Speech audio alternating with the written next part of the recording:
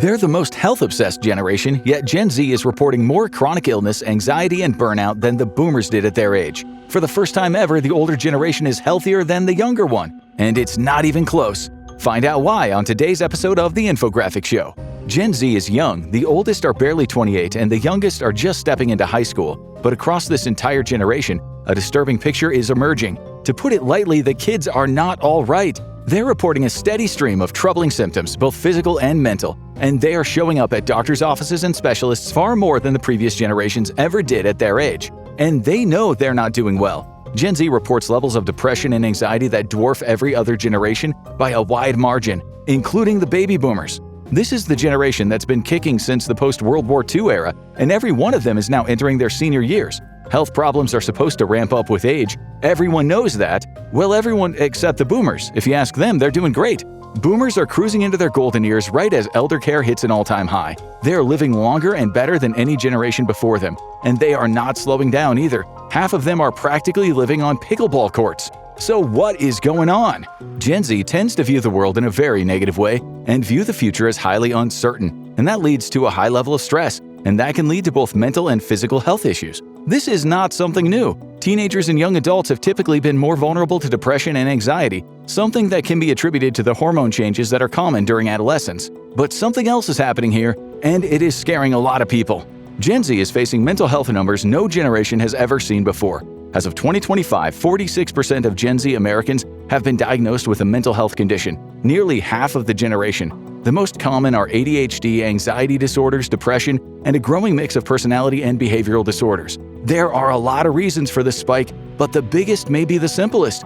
These conditions were always there. We just didn't have the language, the tools, or the awareness to recognize them until now. And maybe it's not Gen Z leading the charge. Gen Z was largely raised by Gen X and older millennials, parents who moved away from the free-range childhood model and leaned much more into hands-on helicopter-style parenting.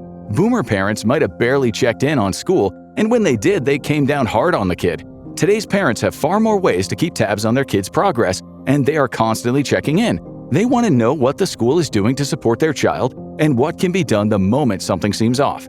And the first stop might be at the doctor's office. Gen Z is the first generation where specialists are heavily involved in examining kids for potential study and behavioral disorders. This is often desirable to parents who are worried about their kids' performance in school because it means the kids can get IEPs, individual education plans, that allow for special accommodations. This has led to many diagnoses for disorders like ADHD, as well as for conduct disorders like oppositional defiant disorder. But there is one area where this is more obvious than any other. If there is one condition that seems to have exploded during Gen Z, it's autism, and many people are concerned.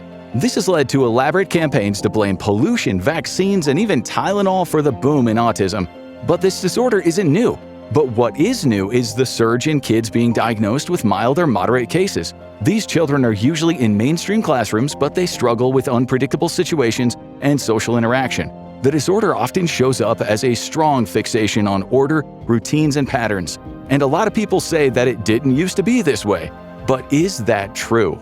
In the past, autism diagnoses were largely limited to severe cases, those with higher support needs who couldn't be mainstreamed. But now specialists are starting to see similar behavior patterns in many more people, including many who were never diagnosed in childhood. This is because a larger focus is being played on socialization rather than academics when it comes to diagnoses, and the doctors aren't the only ones noticing. A key part of why diagnoses are increasing is because a lot of Gen Zs aren't waiting for a doctor to tell them how their brain works. They're simply reading up on it, finding people who share similar experiences, and diagnosing themselves. This is especially common when it comes to autism, but self-diagnosis has become common with other disorders as well. Gen Z says this allows them to walk into an office for an initial meeting already aware of what to look out for and what they need. But critics say this may essentially make their disorder a self-fulfilling prophecy. But according to many Gen Zers, they are finally getting the support they need. Gen Z grew up online, being the first digital generation. This has been a blessing and a curse, with it changing the behavior of the kids as they went through school, affecting the way that they learn and their attention span. But it also allowed them to connect with people who are sharing the same experiences they are from an early age. And that created a new dynamic. Young people who are struggling with something can instantly find others dealing with the same thing and get support, validation, and a sense of belonging almost immediately. And the one thing that they can all agree on is things aren't going well. Above all, the biggest factor for Gen Z's health problems is stress. This generation has been growing up with a type of pressure that no other generation has ever felt before, the pressure of being constantly connected.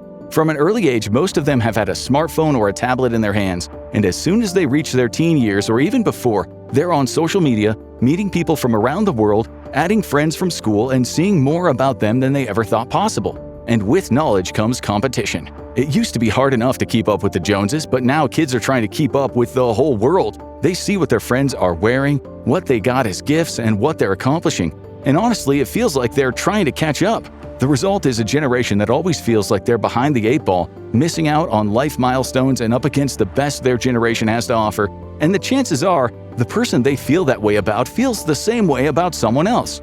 It's very hard to put a genie back into the bottle, but there's been an increased push against teenagers on social media, and a lot of schools and cities are banning phones, hoping to create an environment free of those pressures. Some countries, like Australia, are going further, banning teenagers under 16 from social media entirely.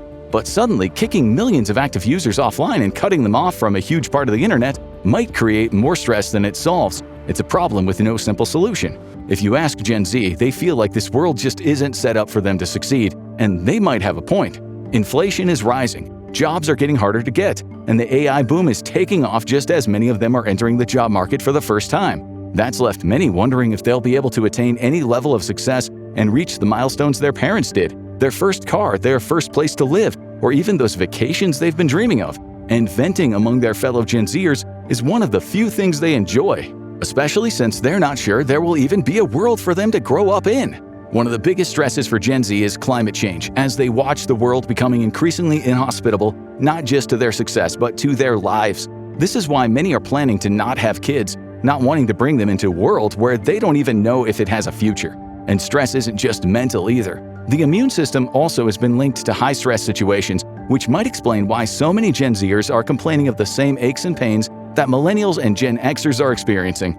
But while those generations are just getting older, the Gen Zs are feeling old before their time.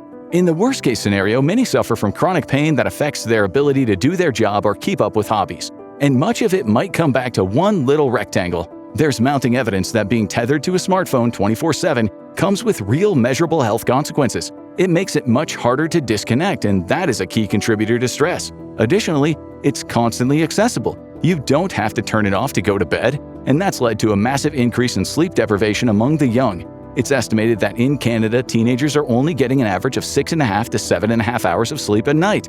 This is likely due to a combination of stress keeping them from falling asleep and smartphones making it easy to stay connected well into the night. And staring at the screen might be affecting the whole body. Studies have shown that Gen Z and Gen Alpha after it has seen a massive decrease in attention span and delayed gratification. This has played into many of the generation's issues at school, as teenagers find themselves battling to stay focused on any content that drags on too long. This has been especially pronounced in the United States, as tests have shown average IQ slowly deteriorating year by year. Some attribute this to smartphones, while others are more focused on environmental factors. But there is one area where everyone agrees things are looking bad. One of the most shocking studies in the recent years about the health of Gen Z took place in 2016. It was discovered that the increase in nearsightedness has doubled in the United Kingdom within 50 years. While this cut across age groups, it was most pronounced in the younger generations, and the main culprit seemed likely to be eye strain due to frequent use of handheld electronic devices. This is also known as computer vision syndrome, and it can cause eye strain, blurry vision, headaches, and trouble focusing on the screen. While it's not a degenerative condition, it can make focusing much more difficult. But it's not just the eyes that are taking a hit. Complaints about bad backs and achy joints are common, but it's not from overuse. Quite the opposite. Gen Z has become known as a homebody generation, eschewing pastimes like drinking at the bar, smoking, or even eating out. Most of their friends and connections are online, and they spend a highly unusual amount of time on the computer. That means they're subject to bad posture and alignments that come from sitting in the same place for an extended period. That leaves many of them feeling old before their time. But if you ask them, they're not unhealthier, they're just honest about it. Gen Z has become known as the oversharing generation. They're highly open about their anxiety, fears of the future, and yes, their health. This includes complaints about the environment, concerns about allergies, which are far more common with this generation. And a news article in 2023 shared that kids were creating support groups for gastrointestinal issues with their tagline, "Hot girls have stomach issues." Gastric issues can be highly tied to stress, which is another point in favor of those saying it's not us, it's the world. But there is one big factor that came into Gen Z's life like a meteor. Every generation was affected by COVID in some way, but Gen Z might have been hit the hardest. It hit Gen Z at the worst possible moment, right when they were supposed to be making friends, dating, learning algebra in person. That disruption hit every part of their lives at once, and for many of them, the effects didn't stop when the lockdowns ended. And the virus itself left long-term effects that doctors still don't fully understand. Survivors of COVID-19 report symptoms like brain fog, fatigue, trouble focusing, breathing issues, and chronic pain, problems Gen Z is still open about today. For many, it derailed key milestones, career paths, and even daily functioning. And the one thing that is clear, this generation is struggling. Gen Z is sicker and it feels older than any generation before them, and the strange thing is, there isn't a concrete reason why. This generation has a lower rate of smoking, drinking, and doing drugs than any other, although it does vape more, and it has a higher rate of vegetarianism and veganism.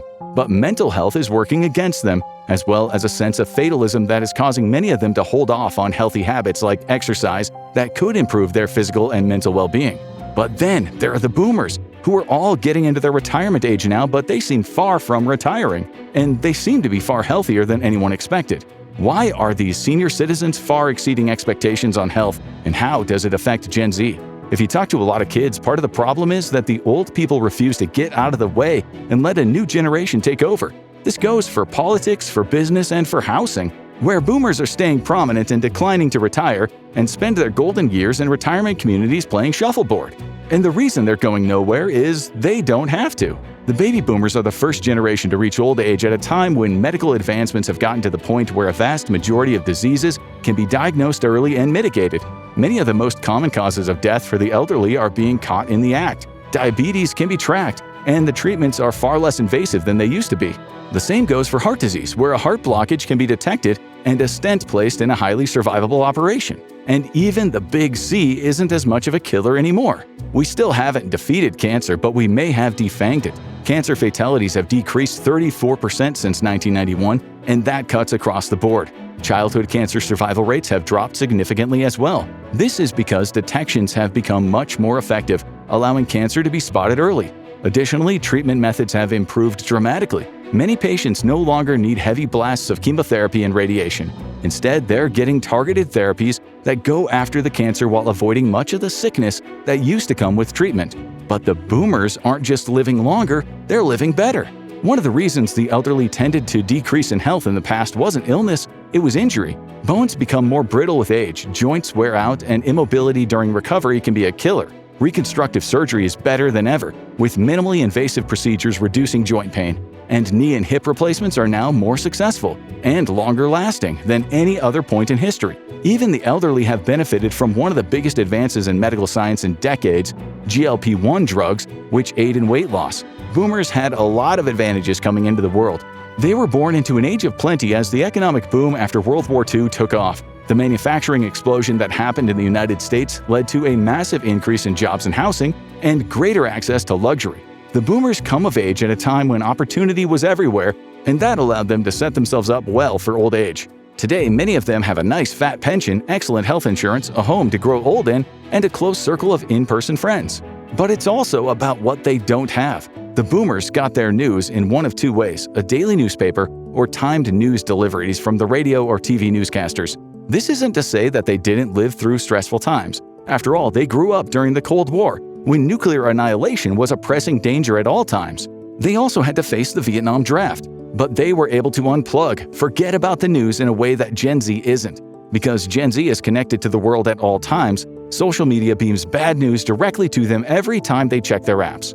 And how are they supposed to relax when that is staring them in the face? Many of Gen Z are facing a world where they can't find steady employment, they are still living at home or struggling to pay rent on a small apartment with roommates, and everyday expenses are too much.